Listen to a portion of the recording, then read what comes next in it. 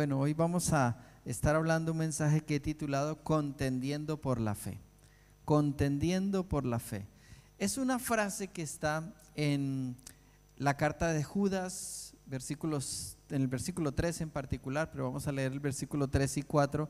Así que prepara tu corazón. Hoy es un día donde más que hacer una prédica voy a enseñar algo muy importante, así que animo a los que ya toman notas firmes, tomen notas hoy de todo lo que vamos a estar compartiendo, y a los que habitualmente no toman notas, te animo a que hoy sea un día que cojas tu móvil, tu libreta, lo que hayas traído, y apuntes cosas que Dios te va a enseñar y que va a cambiar mucho en tu vida. Dice Judas 1, 3 y 4, dice: amados, por la gran solicitud que tenía de escribiros acerca de nuestra común salvación, me ha sido necesario escribiros exhortándoos que contendáis ardientemente por la fe que ha sido una vez dada a los santos. Porque algunos hombres han entrado encubiertamente, los que desde antes habían sido destinados para esta condenación, hombres impíos que convierten en libertinaje la gracia de nuestro Dios y niegan a Dios, el único soberano, y a nuestro Señor Jesucristo. Voy a leer también el versículo 3 en la versión Dios habla hoy, creo que saldrá en pantalla, así que presta atención. Solo el versículo 3 lo leeré en la versión Dios habla hoy. Dice: queridos hermanos, he sentido grandes deseos de escribirles acerca de la salvación que tanto ustedes como yo tenemos, pero ahora me veo en la necesidad de hacerlo para rogarles que luchen por la fe que una vez fue entregada al pueblo santo. Entonces, para empezar, hemos titulado este mensaje Contendiendo ardientemente por la fe. Quisiera empezar diciendo que en el sentido bíblico de este versículo la palabra contención no significa pelear, sino significa más bien defender. Por eso, cuando estaba en el equipo de diseño haciendo el trabajo, me pusieron como un combate, me pasaron varias imágenes. Saray sufrió mucho esta semana conmigo porque le hice cambiar la imagen un montón de veces, porque yo le dije: quiero que se entienda más la idea, no de pelea, sino de defensa. Y entonces pensé en muchas ideas y al final me acordé, dije: los equipos de fútbol americano, que tienen varios, bueno, los equipos de deporte muchos tienen este sistema, pero el equipo de fútbol americano me parece que representa mucho esto, porque ¿cuántos sabéis algo de fútbol americano? Aunque sea algo mínimo. ¿Habéis visto a los del equipo que son como los más gorditos, los más pesados, y ellos no son los que corren con el balón, ellos son los que defienden? Porque ves, a la persona que va a lanzar el balón tiene que tener un brazo increíble, pero los más delgaditos, los más finos son los que corren a coger el balón. Pero hay una parte del equipo que es el que hace la defensa. Y ese equipo, cuando son los que se plantan en tierra así, ¿los habéis visto cuando van a hacer la primera jugada? Y son los que tienen que detener al equipo contrario y frenarlo. Entonces, esta es la idea que quiero que quede en tu mente, la de la defensa, Así que contender, más que pelear, es defender. Y contender en la fe significa defender, saber argumentar, saber explicar, saber dar razón de lo que creemos y por qué lo creemos. Saber dar razón de lo que creemos y por qué lo creemos. Ahora, hay otra cosa importante, dice que contendiendo ardientemente por la fe. Y es importante para nosotros en esta mañana volver a matizar que en la Biblia la palabra fe significa varias cosas. Según el contexto, la palabra fe se usa de distintas maneras, ¿no? La fe se puede usar como esa convicción que yo tengo de que creo algo que puede ocurrir, como por ejemplo un milagro. Tengo fe para creer que puede haber una sanidad. Tengo fe para creer que esta situación puede cambiar. Pero no todas las veces la palabra fe se usa en ese sentido en la Biblia. Uno de los sentidos en los que se usa en la Biblia es para referirse a la fe como el conjunto de todas nuestras creencias, de todas nuestras doctrinas, de todas nuestras convicciones. Por eso dice: esa es mi fe. ¿Cuál es tu fe? Mi fe es cristiana. Mi fe es la Biblia. Mi fe es esas convicciones, esas cosas que son la base que sostiene lo que tú crees. La Biblia lo llama fe y todo lo resume con fe.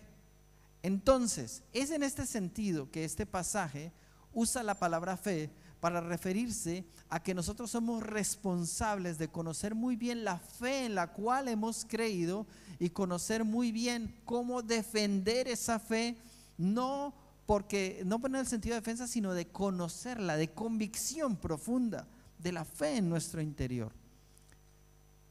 Y por eso dije, es importante, como mencioné antes, que es saber dar razón de por qué creemos algo. Y muchas veces la gente cree en el Señor y se queda con la fe, un poco la fe esta que les hablé del otro tipo de fe, pero no entra en este tipo de fe, una fe más consciente, más racional, más inteligente, más estudiada, que también es parte de nuestra fe. Me preocupa cuando nosotros en la fe no sabemos dar razón de lo que creemos, por qué lo creemos.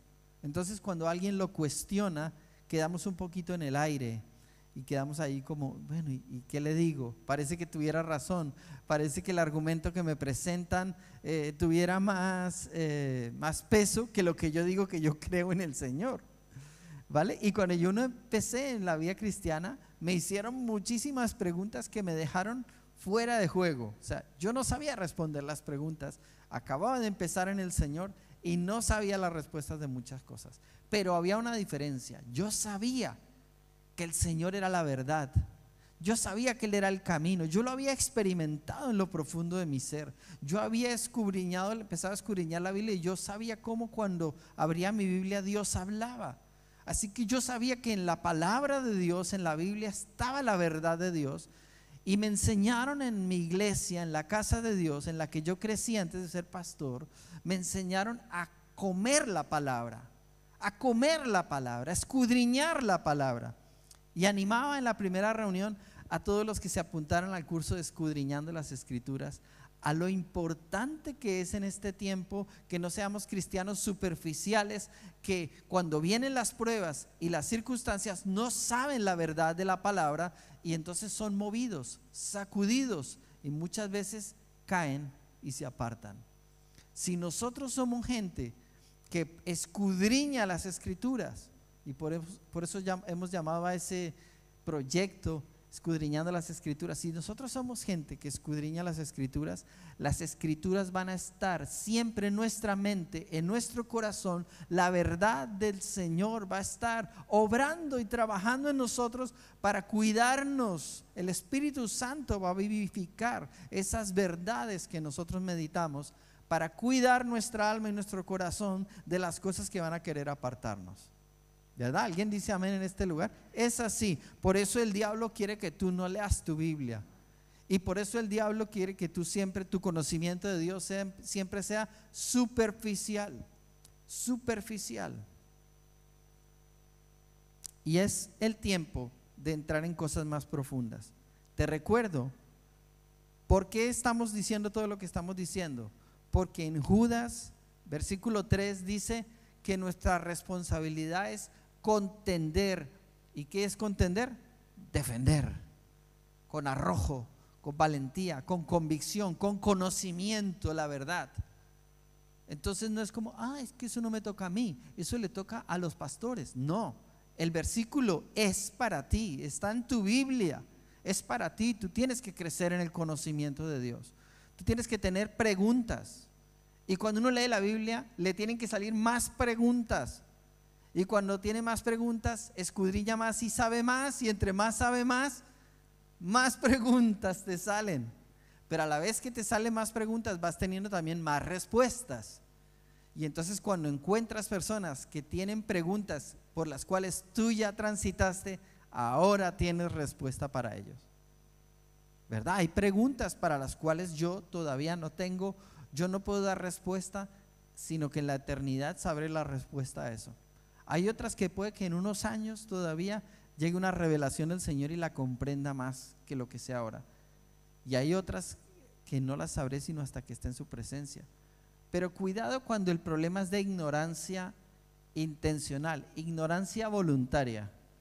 Eso sí me preocupa, que haya ignorancia voluntaria donde yo no sé y mejor me quedo así.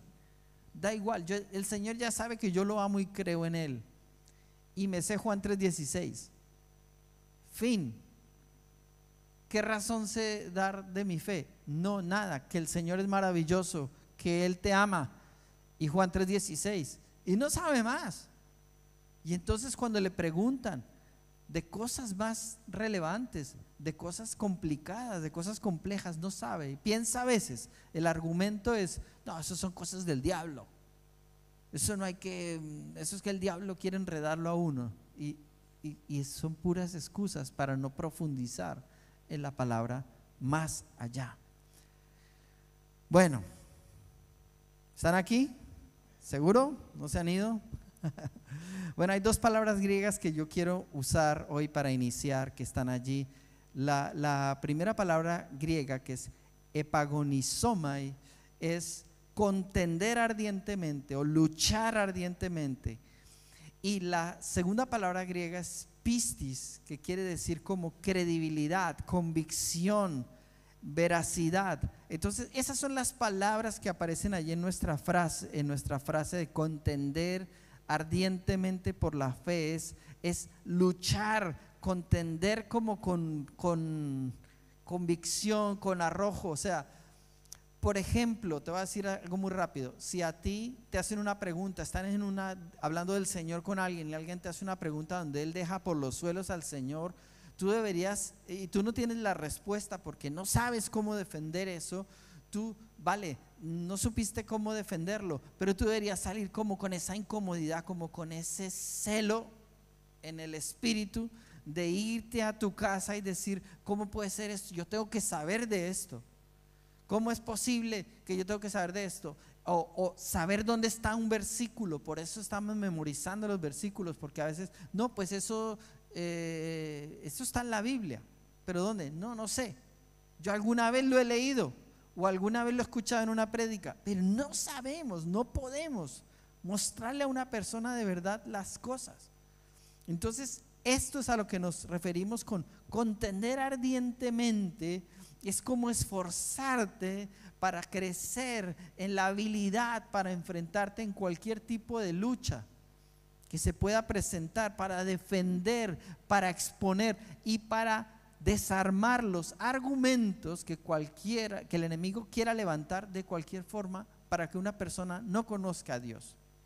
Nuestra responsabilidad es poder tener toda la unción y los argumentos para poder derribar todo argumento que se presente en la vida de otras personas. Pero, por supuesto, el primer lugar donde tienen que crecer, derribarse los argumentos es en nosotros mismos. Por eso una persona que escudriña las escrituras, primero está permitiendo el proceso en su propia vida para poder luego que no hayan argumentos dentro de él. Es que una persona que no escudriña las escrituras es una persona que cuando le vienen pensamientos, ideas, vienen tentaciones, no tiene armas para agarrarse, para defenderse, sino que permite que esas cosas entren como sin un filtro, sin un colador, pasan y entonces hacen lo que quieren, entran por casa y hacen estragos. Pero no es la voluntad de Dios. Nosotros, si tuviéramos la palabra morando en nosotros, como nos dice, nosotros tendríamos elementos para defendernos, como en la tentación, cuando el Señor Jesús es tentado en el desierto y todo el tiempo reprende a Satanás con la palabra, con la palabra. ¿Por qué no se pone a pensar, oye, pues es cierto, si yo soy el Hijo de Dios, yo podría decir a estas piedras que se convirtieran en pan, y yo con esta hambre, ¿para qué voy a aguantar hambre con todo el poder que yo tengo? ¿No es lo que hacemos los cristianos? Viene la tentación y agarramos todos esos pensamientos y los aceptamos, los dejamos transitar con libertad en dirección prohibida por nuestra mente y por nuestro corazón. Y no ponemos un stop para decir, de acuerdo, aquí no puedes circular. ¿Por qué? Porque aquí hay unas reglas de juego que las pone la palabra de Dios. Entiende que primero la obra de esa batalla por la fe ha de ocurrir en tu mente y en tu corazón, ¿vale? La apología es la defensa de las doctrinas y creencias, es otra palabra griega, y nosotros tenemos que ser apologetas, gente que sabe defender lo que cree. No solamente lo cree, pelea, lucha por esa convicción, está abrazando esa convicción. Y cuando hablamos de esta apología, hablamos de personas como Sócrates y otros filósofos que iban a aquellas plazas donde en esas tertulias y en esas discusiones abiertas no era como que una persona decía una verdad absoluta y nadie podía cuestionarla, sino que era el lugar de debatir, y allí se podía debatir y hacían apología, hacían argumentaciones y luego la gente podía decir como una contra para que esa persona defendiera sus argumentos y pudiera a través de eso plantear ideas de pensamiento que la gente decía, oye, es verdad esto que está diciendo. Eso lo acostumbraban los filósofos griegos de la época, y es el mismo concepto que usa la Biblia aquí para decir, ¿qué pasa con nosotros? Nosotros tenemos que poder estar listos para pararnos en semejante escenario, poder presentar el mensaje y a la vez poder estar preparados para dar defensa ante cualquier cosa, porque lo de Dios es tremendo, es inmutable. Así que te voy a compartir rapidísimo, despiértate, está conmigo, cuatro cosas que tienen que ver con esto.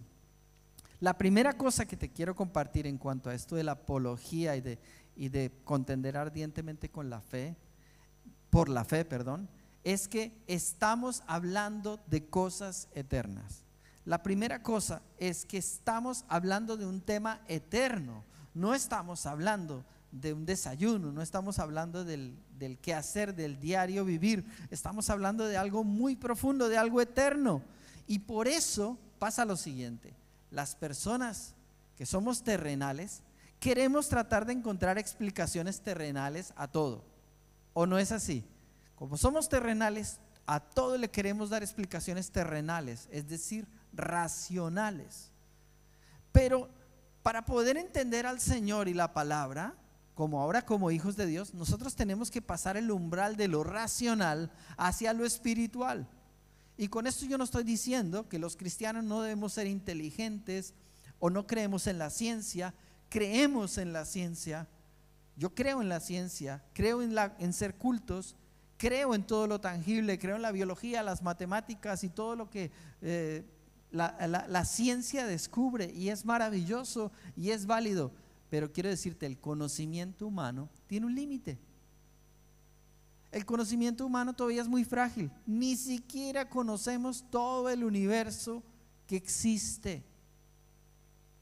Pero pretendemos interpretar a Dios y a todo lo que Él expresa y todo lo que Él es, meterlo dentro de nuestro círculo de conocimiento y estudiar a Dios como si fuera un objeto racional para decir si creemos en Él o no creemos en Él, en lo que Él dice o en lo que Él no dice. ¿Por qué? Porque el ser humano, que es terrenal, quiere interpretar todo terrenalmente. Pero la razón por la que el ser humano hace eso es porque ha decidido sacar a Dios de la ecuación. La ecuación básica de la vida incluye a Dios. Por eso entiende esto como cristiano. Es importante ser inteligente, es importante estudiar, estudia todo, no le tengas miedo a ningún conocimiento, pero todo conocimiento humano es limitado. No todo conocimiento humano es verdadero. ¿O todavía no lo sabéis? Que los seres humanos decimos un montón de cosas que creemos verdaderas y a veces con el tiempo se prueba que no. O no nos ha cogido el COVID y nos ha enseñado que no sabemos nada. Ahora ya tenemos una vacuna y ya creemos que sabemos todo. Y en 2 días sale otra variante y nos dejó fuera de juego. Ahí estamos. Nuestro conocimiento es absolutamente limitado. Cuando hablamos de Dios, hablamos de cosas eternas. Dilo conmigo, eterno. Cuando hablamos de cosas de Dios, hablamos de cosas eternas. Entonces son palabras mayores, trascienden a lo racional. Por eso lo racional está muy bien, pero llega a un límite, a una frontera. ¿Sabes lo que es una frontera en un país, no? Que cuando cruzas ya estás en otras reglas, otras condiciones. Ya no es el mismo país. Hay otras leyes que operan. Pues eso es lo que pasa. Cuando nosotros estamos dentro de lo terrenal, estamos operando bajo unas leyes, pero cuando entramos a lo espiritual, quedan fuera de juego la parte de la razón, del intelecto. Se queda corto, no puede expresar realmente ni entender las cosas de Dios. Para mí es muy importante que tú como cristiano entiendas eso, porque si desde el principio no entiendes esto, todavía funciona todo por lo que sientes, por lo que piensas, por lo que otros dicen. En cambio, si tú lo entiendes, dice, espérate un momento, estamos hablando de algo más elevado que nosotros, así que no tenemos todos los elementos aquí en la tierra, necesitamos echar mano de una revelación más alta, que no es esta, no es ni la ciencia ni la inteligencia humana. Entonces, recuerda, estamos hablando del eterno. Segunda cosa, debemos recordar que el hombre natural no percibe las cosas espirituales. El hombre natural no percibe las cosas espirituales. La Biblia nos dice que una persona sin Dios es un hombre natural. Un hombre natural es como un ser humano común y corriente, pero que no tiene una relación con Dios. Entonces, eso lo cambia todo, porque no es una religión, es una experiencia espiritual donde Dios toca a la persona y esa persona es cambiada. La Biblia lo llama nuevo nacimiento, nacer de nuevo. Y si una persona no ha nacido de nuevo, todavía no percibe a Dios como realmente Dios es. Puede tener una noción, puede tener una inquietud de Dios, pero no tiene una revelación de Dios como es. Porque el hombre natural no percibe las cosas que son del Espíritu. No lo digo yo, lo vamos a leer de la Biblia. En la primera carta a los Corintios, capítulo 2, versículo 14, dice: pero el hombre natural, o sea, el hombre no cristiano, el hombre sin Dios, el hombre natural, no percibe las cosas que son del Espíritu de Dios. ¿Saben lo que es percibir? O sea, no las detecta. Están ahí, pero no es consciente de ellas, porque para él son locura y no las puede entender, porque se han de discernir espiritualmente. ¿Os dais cuenta que las cosas del Espíritu y las cosas espirituales solamente se pueden discernir cuando entras cruzas la frontera y entras en el mundo y en el reino de Dios? ¿Quién puede decirnos cómo son las cosas espirituales? Dios. Solo Dios puede decirnos cómo son las reglas de su reino, de su atmósfera, de lo que Él ha creado en el mundo espiritual. Pero es muy gracioso que cuando hablamos de apología, hablamos de personas que muchas veces no han tenido un encuentro con Dios, no conocen a Dios, se atreven con su conocimiento humano a cuestionar a Dios y se paran frente a un cristiano y el cristiano se siente intimidado, acobardado. Cuando le hacen preguntas, él mismo acepta esas preguntas y entra en cuestionamientos que le hacen entrar en dudas de su propia fe y digan: ¿será si es cierto? Oye, o sea, yo acepto que alguien que está bajo las reglas de un mundo natural me diga y me hable de lo que él cree del mundo sobrenatural, en el cual no ha entrado, no conoce y no percibe. Tienes que entender que si tú estás en el mundo sobrenatural, aunque tengas menos conocimiento intelectual que la otra persona, tú estás en un plano superior. Oh, amén, amén. Sí que amén. Espero que lo estés entendiendo.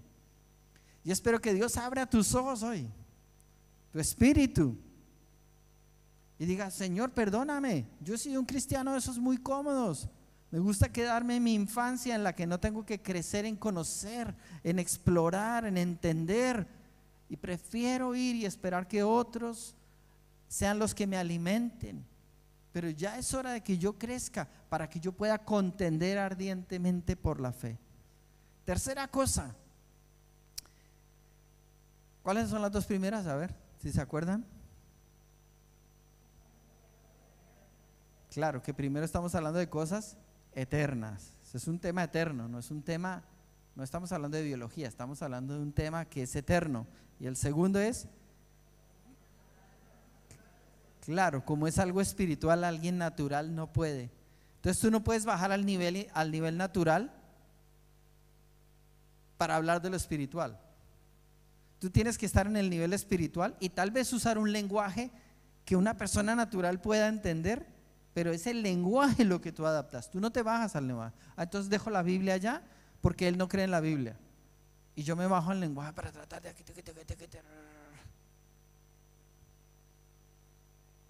porque eso no funciona. La fe es algo espiritual. Por eso Pablo insiste que el evangelio es poder de Dios para salvación. Es el dínamos, la dinamita de Dios para salvación. El evangelio es mucho más que conocimiento, es algo, un poder espiritual impresionante. La tercera cosa es que aunque nosotros seamos espirituales, ya salimos del plano natural, aunque seamos espirituales, no quiere decir que lo entendemos todo. Entonces aquí también hay que cuidarnos de pensar que si no entendemos algo, que si no sabemos algo, entonces no es verdad. Solamente acepto verdad lo que yo ya haya entendido, lo que yo ya haya percibido, ¿cierto? Nosotros no podemos pretender saberlo todo. Créeme que aunque conozcamos al Señor y aunque invirtamos toda nuestra vida a estudiar la Biblia y a conocer y a estar en oración y a mover en el Espíritu, cada día conoceremos más de Dios, cada día conoceremos más del mover espiritual, cada día entenderemos más las Escrituras, cada día entenderemos más el cumplimiento de lo que Dios está haciendo proféticamente, pero no quiere decir que lo sabemos todo. Hay un montón de cosas que no sé. Hay un montón de preguntas que tengo de por qué Dios permite que ocurran las cosas de una manera y no de otra. O por qué Dios hace esto así y no lo hace de aquella manera. Si a mí me parece más lógico hacer esto. Entonces tenemos que bajarnos de la nube y en total humildad reconocer que aunque somos espirituales, aunque conozcamos al Señor, no lo sabemos todo. No lo sabemos todo. Por favor, dile al que tienes al lado, ábrele los ojos bien y diles: tú no lo sabes todo. Y luego te señalas a ti mismo y dices: y yo tampoco. Y yo tampoco lo sé todo. No sé. No sé. Claro que nos formamos criterios en la vida y en la medida que tenemos experiencias y vivencias, todos vamos formando un criterio de vida con el cual construimos una manera de entender y vivir la vida. Pero si realmente eres humilde, sabes que muchas veces nuestros criterios de vida han estado equivocados o han sido herencia de nuestros padres. No han pasado por el filtro de la palabra de Dios, nuestros criterios de vida. A mí me parece que esto está bien. A mí me gusta. ¿Y qué dice la palabra de eso? Yo no tengo tiempo para eso. No, lo que pasa es que no quieres pasar por el filtro de la palabra de Dios para que te diga que eso es un pecado, para que te digas que eso es un acto de rebeldía, de orgullo, de soberbia, para que te diga que es grave, porque si dices que eres cristiano, como nos dice la carta a los Hebreos, y aún sigues practicando el pecado, hay una horrenda expectación sobre ti, porque dices que eres cristiano, pero al final sigues en vida de pecado. Y una cosa es el que no conoce a Dios, otra cosa es el que ha conocido a Dios. Fíjate, de lo que yo te estoy hablando es algo en lo que se supone que tú lees tu Biblia, y cuando tú lees tu Biblia entiendes eso, y cuando lo entiendes dices: madre mía, con el Señor yo no puedo jugar, con el Señor las cosas son en serio. Entonces no pretendemos saberlo todo porque no comprendemos algo. Entonces tenemos que cuidar de decir que porque no lo comprendemos no es verdad. ¿Por qué? Porque todo lo que Dios dice y hace es verdad. Lo vamos a ver ahora en último punto. Miren esta escritura que a mí me gusta mucho, la uso mucho. Segunda de Pedro 3, 15 al 17 dice: y tened entendido que la paciencia de nuestro Señor es para salvación, porque también nuestro amado hermano Pablo, está hablando Pedro, nuestro amado hermano Pablo, según la sabiduría que le ha sido dada, os ha escrito casi en todas sus epístolas, hablando en ellas de estas cosas, entre las cuales hay algunas, ¿qué dice ahí? Una vez más, dilo conmigo en voz alta: difíciles de entender. Mira quién está hablando, si este es el líder más duro de la iglesia, y este es más tremendo. Podría sacar la fachada del líder. No, yo no le puedo mostrar a nadie que cuando Pablo escribe algo, yo a ese hombre no le entiendo. O que está hablando de una revelación más profunda que todavía a mí me cuesta procesarla. Y estamos hablando del líder más significativo que Jesús dejó dentro de sus 12. Porque Pedro era el más significativo de los 12, ¿no? Y sin embargo él dice aquí que Pablo a veces escribe algunas cosas que son difíciles de entender. Y tú vas a encontrar en tu Biblia cosas que son difíciles de entender. De entender no porque tu intelecto no pueda entender lo que está leyendo, porque perfectamente con 1, 2 o 3 leídas lo entiende, pero que no entiendes el por qué Dios permitió esto, por qué Dios hizo esto así, por qué no hizo aquello. Y nuestra labor al estudiar la palabra de Dios no es entrar a cuestionarlo todo, porque ¿cuál es nuestra primera regla? Estamos hablando de cosas eternas y nosotros somos seres humanos que estamos limitados. Entonces no es decir, porque eso significa casi entre comillas, Dios se equivoca. ¿Entienden, mis hermanos? Pero hacemos eso. Entonces, borrón y cuenta nueva. No voy a hacer más eso. A partir de ahora, cuando me acerco a la palabra digo, uy, eso no me suena bien, eso no me gusta a mí.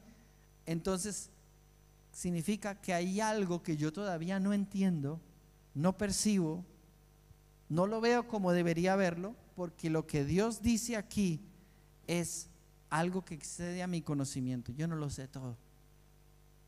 Me gusta la humildad con la que el Señor usa a Pedro para exponerse a sí mismo y mostrar que él no lo sabe todo. ¿Vale? Quiero decirles que yo no lo sé todo. Casi todo, pero no sé todo. No sé un montón de cosas. De hecho, soy cada vez más en esta época de mi vida, tengo más apetito de saber más, de más cosas, de todo. Quiero saber más de todo. Siento que la vida se me queda corta para saber más. Quiero saber más de todo, pero he vuelto a entender, pero necesito saber más de Dios, porque es la base de todo. Necesito saber más de la palabra que de ninguna otra cosa, porque si sé más de otras cosas que de Dios, perfectamente me puedo envanecer en mi conocimiento, en mi orgullo, en mi altivez y en mi estupidez. Sigamos leyendo la Biblia, ¿vale? Dice ¿ok? Dice algunas, mitad del versículo 16, hay algunas difíciles de entender, las cuales, dice, los indoctos e inconstantes tuercen. O sea que la persona, hay personas que cogen la Biblia y la acomodan para que diga lo que quieren que diga. Este domingo no voy a ir a la iglesia. ¿Por qué? Necesito encontrar algo que la Biblia diga que me apoye para yo faltar el domingo a la iglesia. Y se busca en el versículo que dice, qué sé yo, que se tiene que ir con la familia a la playa. Lo encuentra, aunque no esté en la Biblia. Encuentra el versículo para decir que no tiene que dar su diezmo. Encuentra el versículo para decir que tal vez es más importante dedicarse al trabajo que al servicio al Señor. Y lo vas a encontrar, porque esa persona lo que quiere encontrar es un elemento donde manipula la Biblia. Mira, te estoy mostrando, la Biblia dice aquí, personas que dice aquí, indoctos e inconstantes, porque yo te voy a mostrar la vida de estas personas que cogen la Biblia y te voy a mostrar que realmente no saben la Biblia, son indoctos. Usan la Biblia y argumentan como si supieran. Dicen versículos y cosas de la Biblia como si supieran, pero luego con su vida no hay el testimonio que respalde eso. Indoctos, inconstantes, otra característica, obviamente estoy hablando de inconstantes en su caminar con Dios y en su vida espiritual, porque donde podemos dar testimonio de tu constancia espiritual es en la casa de Dios. Cuando tú eres fiel a otros, otros son los que pueden hablar de tu testimonio. Pero cuando tú no eres fiel con Dios, tú vives tu testimonio a solas y le dices a todo el mundo, yo estoy bien. ¿Por qué? Nadie entra aquí, aquí hay ¿cómo se dice? Un campo de fuerza. Y aquí nadie puede entrar. Yo estoy bien. Pero cuando una persona deja la palabra penetrar a su corazón, es una persona que se rinde. Y una de las cosas que te enseña la Biblia es a pertenecer. Antiguo Testamento, Israel, el pueblo de Dios. Tú quieres estar con Dios, tienes que pertenecer al pueblo de Dios. Ay, yo no soy judío, entonces tienes que ser un prosélito, tienes que convertirte al judaísmo, porque Dios ha elegido un pueblo. En el Nuevo Testamento Dios ha elegido un pueblo. ¿Cuál es? La iglesia. Tienes que estar y pertenecer y caminar con ese pueblo. No usar el título, sino realmente ser y pertenecer. No es sentarte aquí el domingo, es hacer lo que hizo un grupo de ayer de 20, 30 personas que aquí se sacrificaron. Y la pastora dijo: ¿ustedes vieron los que nos sirvieron? Los que vinieron a la barbacoa. Y ella dijo al final: todos hemos comido, hemos hecho todo el acto. Ellos no han comido nada hasta el final, cuando se sentaron, después de que ya todos habíamos sido atendidos. Estas personas nunca están en esos equipos. Y si tú estás apuntado en estos equipos, te felicito. Has empezado a entrar en el verdadero lugar donde puedes conocer la palabra de Dios. Es en el lugar del discipulado. Porque la palabra y el discipulado van de la mano. Por eso Jesús cogió a los 12 y los formó. Porque Jesús no centró su misión y les entregó toda la misión a las multitudes. Era más fácil entrenar a miles de personas y vayan y cuéntenle a la gente. Él entrena a 12 y les dice a ellos: ustedes son los que van a ser mis apóstoles, mis mensajeros. ¿Por qué? Porque Él no solo les imparte conocimiento, hay una conexión espiritual que está entre la palabra y la transmisión espiritual. Y eso se llama el discipulado. El discipulado no son 4 cursos que tenemos para cuando llegas a la iglesia. El discipulado es cuando tú vienes y dices: pastor, necesito caminar con Dios y mi vida no ha sido recta, enséñame, voy a exponerme para que yo pueda caminar. Pastora o líderes o a quien sea, necesito que mi vida cambie. Yo soy una persona hipócrita, digo una cosa pero luego vivo otra cosa. No lo sabemos todo. Y por eso dice aquí que las que cogen la Biblia así, los que no conocen la Biblia, indoctos, la tuercen. Verso 17: así que vosotros, oh amados, sabiendo de antemano, guardaos, no sea que arrastrados por el error de los inicuos, caigáis de vuestra firmeza. Y aquí habla de gente que está firme, pero que cuando escucha a estos que manipulan la información y manipulan la verdad, o que no tienen fundamentos fuertes en la verdad, escuchan a estos indoctos que tuercen las cosas y se desvían. Entonces hoy estás claro aquí en lo que tienes que hacer, y mañana escuchas o a tu propio corazón o a lo que te dice fulano de tal y ya se fue toda la verdad. ¿Dónde está el fundamento? ¿Cuál es la verdadera fe que dices que tienes? Parte de esa fe es fundamento en la palabra que has procesado y estudiado bajo un discipulado. Porque la gente que no quiere discipulado quiere interpretación libre, y para eso nos vamos, que ya hay unas cuantas sectas por ahí rodando. El que se salió de las iglesias y dijo: yo tengo mi propia revelación y lo voy a hacer a mi manera, y yo entiendo que aparecieron 8 ángeles y me acaban de revelar tal cosa, y van a decir cuánta cosa. A mí me enseñaron a ser una persona sujeta. A mí me enseñaron a caminar bajo discipulado, bajo mentorado. A mí me enseñaron que me iban a corregir, me iban a mostrar el camino. Gente que iba caminando y que me iba mostrando, porque su propia vida había caminado ese mismo camino. Y yo honro a esas personas. Y yo quiero ser uno de ellos para otras personas, y que tú lo seas para otras personas, y que realmente practiquemos el modelo de discipulado del Señor Jesús, de ir y hacer discípulos, no solamente enseñar. Pero fíjate que el cierre de esa comisión es mandándoles que guarden todas las cosas que yo os he enseñado. No era transmisión de conocimiento.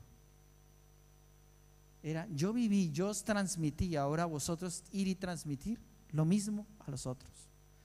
Y por último, cuarto, las cosas espirituales son absolutas y son verdad. Escucha esto, las cosas espirituales son absolutas y son verdad. Todo lo que Dios dice y hace es absoluto. Jamás se equivoca. La Biblia, por eso es importante la escritura que hemos leído hoy, porque la Biblia es la revelación que ha sido dada una vez a los santos y para siempre. La Biblia es la revelación completa de principio a fin de lo que Dios quería decirnos a nosotros. No hay que quitarle ni añadirle, ni puntos ni comas. Ahí está muy claro en el Apocalipsis también, ¿no? Cualquiera que le añada un punto, una coma, esto sea anatema y le viene la maldición por tratar de añadirle a la palabra. Pero los cristianos somos como estos fariseos, añadiéndole, quitándole, recortando. Pero nosotros tenemos que entender que Dios es perfecto, aunque nosotros no entendamos todas las cosas, ¿de acuerdo? Porque Dios, que nos ha llamado a pelear por nuestra fe, Él la ha declarado y todo lo que Él declara es absoluto, nos guste o no nos guste, lo entendamos o no lo entendamos. Cuando no entiendas algo, en humildad busca al Señor y busca a esos discipuladores. Entonces probablemente no los tienes, probablemente no tienes un mentor, una figura a la que, entonces búscala. Empieza a decir en la iglesia: Mariela, quiero estar cerca de ti. Karina, quiero estar cerca de ti. Flavia, quiero honrar tu ministerio, enséñame más. Laura, enséñame más. Alejandra, enséñame más. En los hombres está Diego como cabeza dentro del equipo principal, pero hay otros hombres como Víctor, como Pedro, como Germán, que están en un proceso de crecer para convertirse en modelos que deben ser no solamente de fidelidad, que yo les agradezco, ustedes son muy fieles, pero claro, necesitamos el paquete completo: palabra, madurez, dones, talentos, todo el completo, sirviéndole a Dios, porque necesitamos una generación que tenga un espejo en el que pueda reflejarse. Y esa verdad inmutable que vamos a aprender en el discipulado es así. A veces te van a decir una verdad que no te gusta, aunque te enojes, vete, procésala y vuelve y di: vale, está bien, Diego, es así, no me gustó que me dijeras eso, pero está bien, voy a hacer caso. No como algunos que se van enojados y ya, se van en rebeldía. Tenemos que estar, y este es mi punto con el que quiero cerrar, tenemos que estar dispuestos a ser enseñados y corregidos, porque si no, nunca vamos a ser realmente gente que defiende la fe, o no sé qué clase de fe es la que puede defender esa persona. Porque mi fe no es conocimiento, mi fe es una experiencia de todo lo que he aprendido puesto en la práctica. Ese es el discipulado: la palabra comida, digerida, procesada y puesta en la práctica a través de un discipulado. Ahí entonces esas verdades son inmutables. Y termino con esta escritura, dice Efesios 4, 11 y 12: y Él mismo, Jesucristo, constituyó a unos, o Él los nombró, los estableció, constituyó a unos apóstoles, a otros apóstoles, a unos apóstoles, a otros profetas, a otros evangelistas, a otros pastores y maestros, a fin de perfeccionar a los santos para la obra del ministerio, para la edificación del cuerpo de Cristo.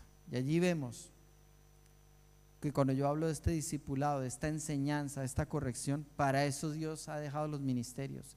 Jesús ha establecido sus ministros para que puedan perfeccionar a los santos para la obra. Los santos somos nosotros, los cristianos, para la obra del ministerio, para que hagamos la misión que Dios tiene para con nosotros.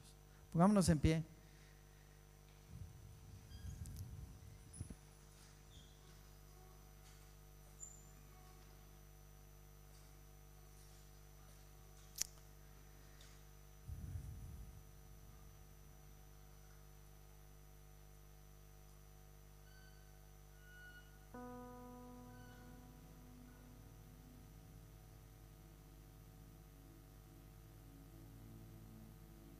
Queremos, Señor, como niños volver a estar ahí, como en el comienzo de nuestra fe, Dios, para recapacitar, Señor, para entrar en caminos más profundos,